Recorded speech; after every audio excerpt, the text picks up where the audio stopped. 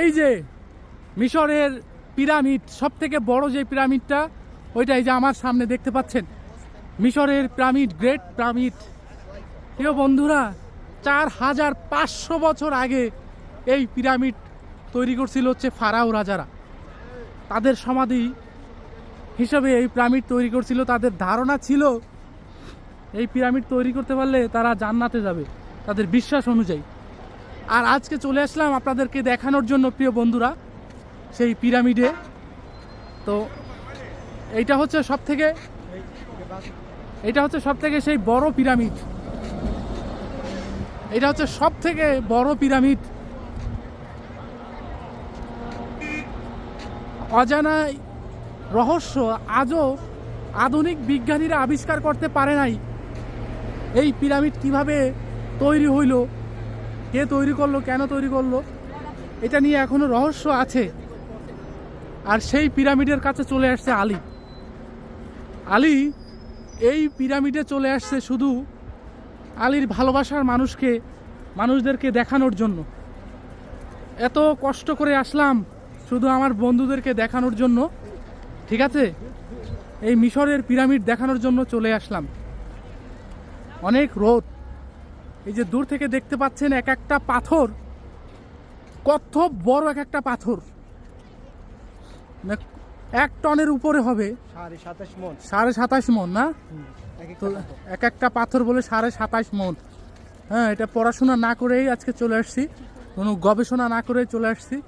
Instant যেইটা মুখে আসবে ওইটা, মনে যেটা আসবে ওইটা বলে দিব, ঠিক আছে? কারণ এতটা আবেগ আপ্লুত, কারণ ওই চলে আসলাম আজকে ফারাও রাজাদের এখান থেকে, তাই ফারাও রাজাদের রাজ্যে চলে আসলাম। কেন বলো যে 27.5 ton. 27.5 ton. I am so exciting, and this is pyramid area, and here have more people, another country, whole world. দেখেন বন্ধুরা,